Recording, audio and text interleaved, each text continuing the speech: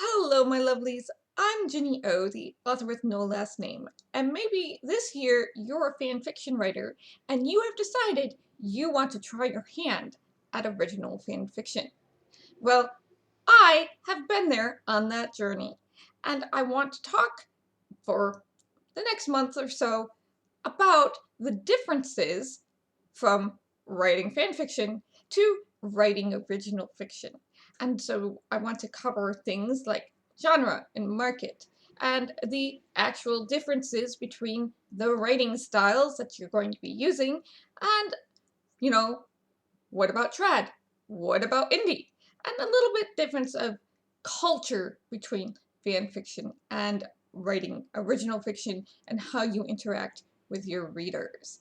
So this could take 2 videos, 3 videos, 4 videos, 5 videos. I don't know. We're going to take it as it goes and see, try to keep it in like 20-minute chunks.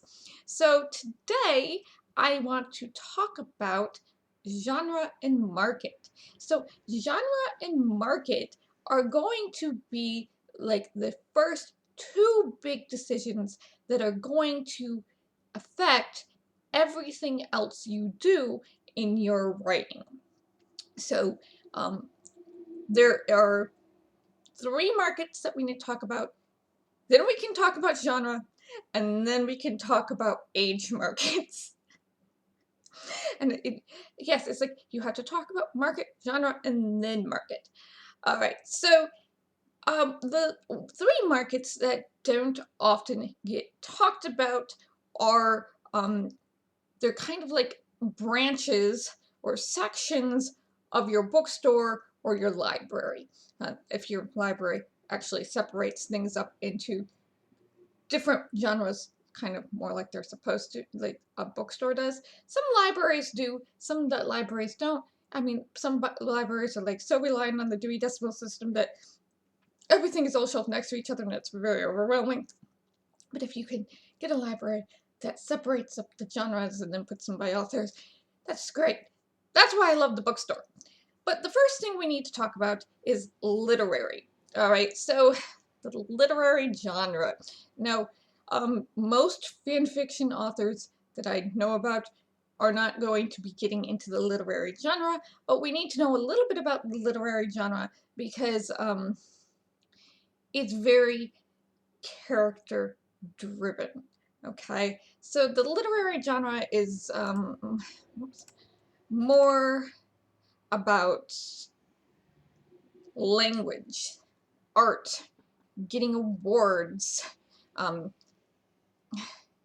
they have open endings. It's not like written in a series. Sometimes it can blur and bend genre expectations. So a lot of what you might have studied in school might be considered literary work. Some very slow pace. There's not a big emphasis on the plot.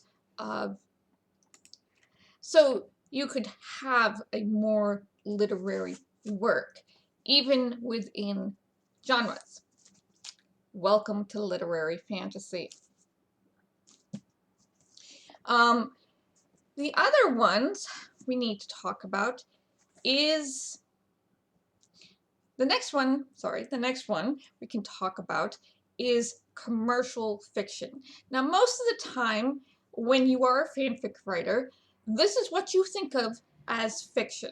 It's kind of the major part of the bookstore where things are divided into different general categories.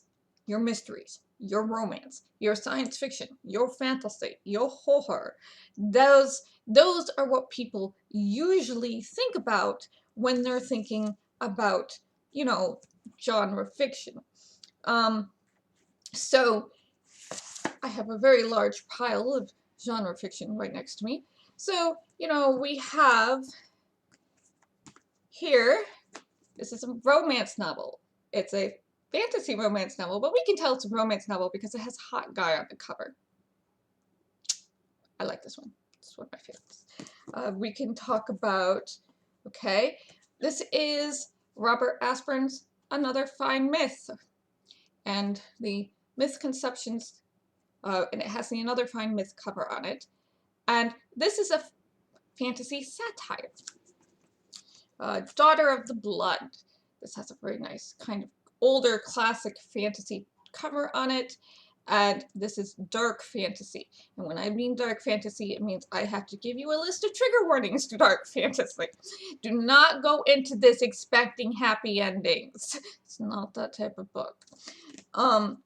Stormfront, Jim Butcher, urban fantasy, found in the fantasy section. Very popular genre about 10-15 years ago. Now it might be making a comeback because his son has started a new one, so maybe we can get more urban fantasy out there. Don't know. All right. Again, another literary fantasy. Kushiel's Dirt. Very language heavy, very much into the world building. And then Brian Jakes here, one of my favorites. He writes fantasy adventures for what we would consider young adult. Okay. So, that's what you would kind of consider, some of the stuff in the genres. I have Asimov here, Caves of Steel. This is a science fiction mystery, but it's kind of written more like a mystery than a science fiction. So, we could pretend that this is a mystery. I don't think I have any mysteries right now on my shelves. Starship Troopers, moderate satire, but not at the same time, kind of like he does method writing. Method writing. He really does method writing. Conqueror's Pride, Timothy Zahn. This is kind of more of a political science fiction, a cultural science fiction clash, kind of interesting poli-science there. Ender's Game, Orson Scott Card. And Martha Wells says this is some newer science fiction, so this is a lot more character-driven science fiction than most of it. Okay, so you have these sort of things that are put into little categories that have little boxes, and each of these different categories has expectations for their little boxes. So, a thriller, having a thriller genre is going to have certain expectations on how the story is going to go. If you're writing urban fantasy, there's a whole big box for urban fantasy. If you're writing a mystery, of course, there's ways there's ways you write mysteries. If you're writing a romance, there's ways they write romance. So knowing your commercial fiction genres, knowing which little box you need to be in, and then you would have to realize that commercial fiction is you have to tie up the loose ends unless you're writing a series. But then even then, in like later books, you need to tie up loose ends. They're very plot driven. Things happen to the characters all the time. So, it's more about keeping a fast pace, keeping the reader engaged. It's entertaining people. They're trying to solve a very specific problem, having a very strong hook very early on. And, it's giving, because you're in these boxes and following these kind of formulas, it's giving readers what they want. It's very comforting. Okay, it's comfort food. A lot of science fiction, fantasy, mysteries, and thrillers and stuff are just very much comfort food. If you've read one James Patterson, Alex Cross novel, you know what's coming. Okay? One C.J. Box, you know what's coming. Okay? So very comforting types of novels. Now the last market we need to talk about is something that's a little newer and that most people might not understand that exists, but it's called upmarket fiction and is probably where most fan fiction writers feel the most comfortable, because that's usually, unless you're a very plotty plot writer, where they are kind of sitting while they're writing their fan fiction works, because a lot of fan fiction is wish fulfillment. You didn't see, you didn't see this in the show, or you want the show to go a different way, or whatever. So you're doing more things with the characters that they drive the plot. Okay, it's a combination of character-driven and plot-driven, but the characters are moving the plot along more than it would in a general commercial-driven novel. It's, still, we have, like commercial-driven novels, we're talking about universal themes. We're trying to get, broad audiences. We want to have some, touchstones to real life, like, literary fiction can kind of, like, oh, it's all about real life. And, it's got accessible writing, but quality writing at the same time. So it's taking the best things about literary fiction and, some of the great things about commercial fiction and trying to marry them together. And upmarket fiction is becoming a broader category. And a lot of this is considered like women's fiction, things for book clubs, things you might see on TikTok. Okay. And I'm not going to say like romantasy is upmarket fiction, but it's more in the lines of, a group of women are going to get together and read this and discuss it. Okay. So the only one that I have on my shelves right now that I can honestly say outside of my own writing is contemporary fiction, is Crazy Rich Asians. And I'm supposed to be reading this for my librarian and getting back to her and be like, should we put this on the shelves or not? So yeah, I will be getting to that. So contemporary fiction, like, I would really say that Network Effect is more of upmarket fiction than it is, genre fiction, because Murderbot is running the plot most of the time. Things are not happening to Murderbot. Murderbot is doing things.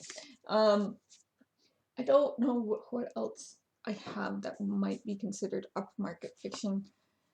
Still, but so once you figure out, am I writing literary fiction or am I writing like upmarket fiction? Like in a way, George R.R. Martin might be considered upmarket fiction, but I really like to consider him more literary fantasy because he's going off, I guess. Once you figure out, what type of market are you going for and what type of genre, if you're in an upmarket section or a commercial section, what section of the bookstore are you in, that will help you define more how you want to write or what you want to write, especially if you're going for traditional publishing. If you're going for indie publishing, that means you have a lot more flexibility. I went for indie publishing, even though I did try to make sure I queried everything just in case. Sometimes I do that, sometimes I don't, depends on the length of the book. So I did query, my urban fantasy werewolf only novels that's in a post-apocalyptic world with science fiction elements, and people like, we don't know how to market that, Ginny. I'm like, I know. I get you.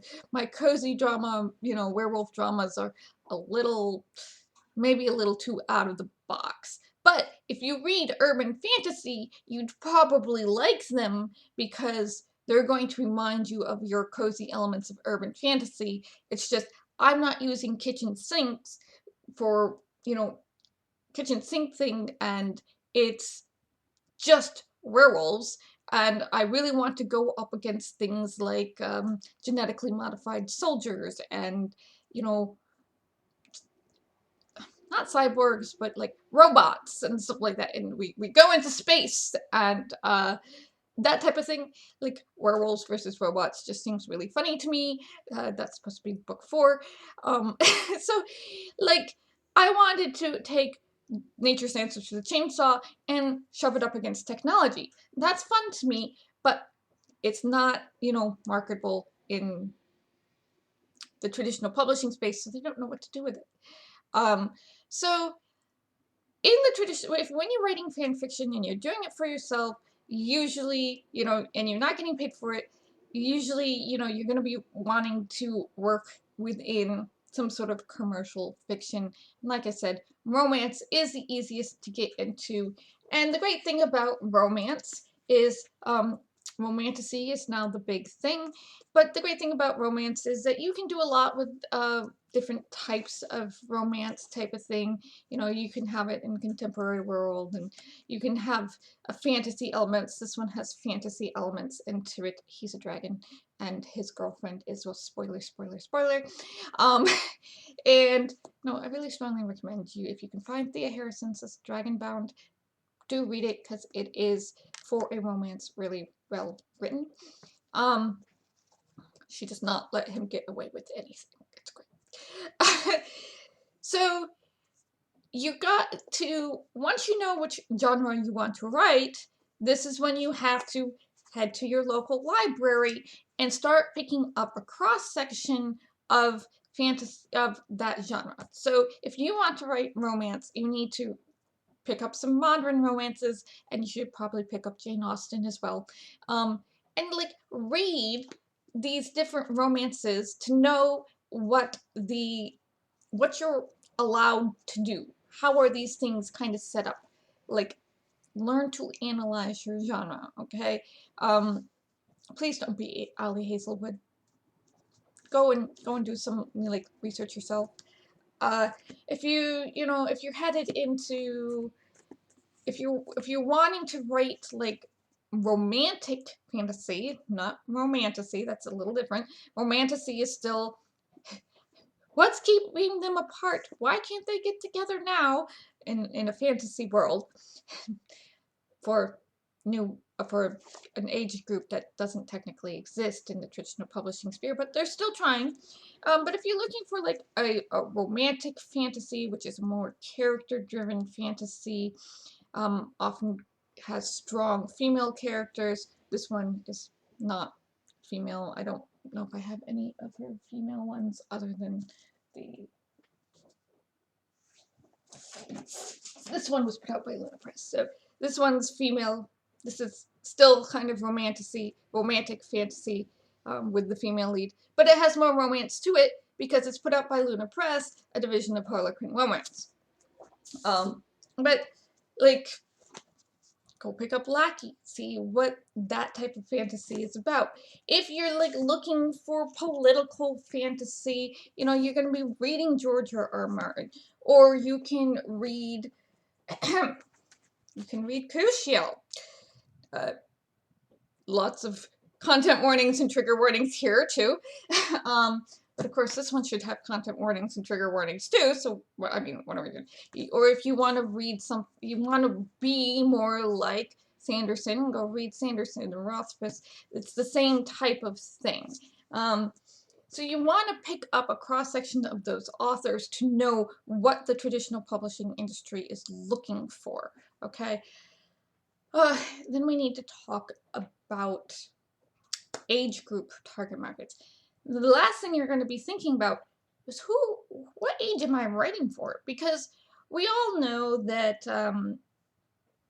different age groups want different things. So if you're writing for the adult market, pretty much almost everything goes.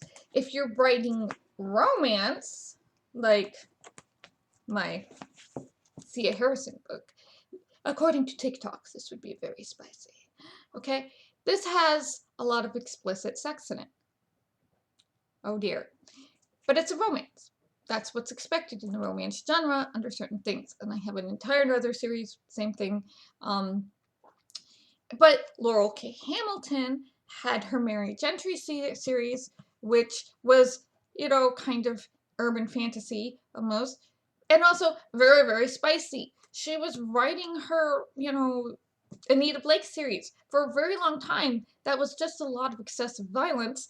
And then she was like, ugh, everybody wants sex. So she decided to start adding sex to it, you know? But for an adult book, like Stormfront, or Mercedes Lackey, I started reading these in high school, so these could be considered, I would consider them upper young adults. Like if you're 16, 17, 18, I started these around 15, I think. But, you know, they could be, you're going to find them in the adult section, but remember, I didn't have young adult when I was growing up. There was no young adult section. She also wrote some urban fantasy.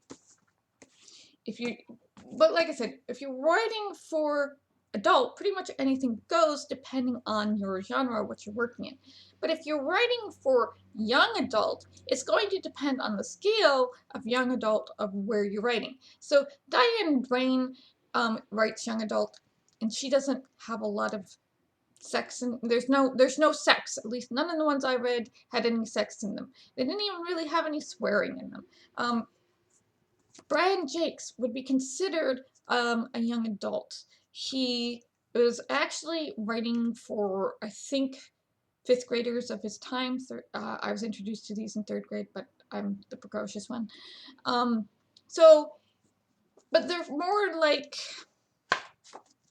they're more young adult. Now these would be for an older reader than that. I don't know, a 15-year-old might want to be reading these. Or you might be writing for middle grade. I think this is Holly Black. I believe this is middle grade. I might be wrong. But this is middle grade, is 8 to 12. 8 to 12-year-olds. So no sex, no language. There might be violence and adventures. Think Harry Potter. At the very beginning of Harry Potter, he's put in a little danger, but, well, a lot of danger. He comes out okay. It's a lot of middle grade is, putting young kids into these situations so that they know if they're ever in a situation themselves that they can do it. That's the kind of thing, that's why there are no adults, or the adults are dead. It's a very weird time of life, I guess. So knowing, who you're writing for, what age group, is going to tell you what type of content you can put in your book. So, like I said, I have everything here from middle grade to adult, and some of the adult, like Crucial here, is very, very adult indeed.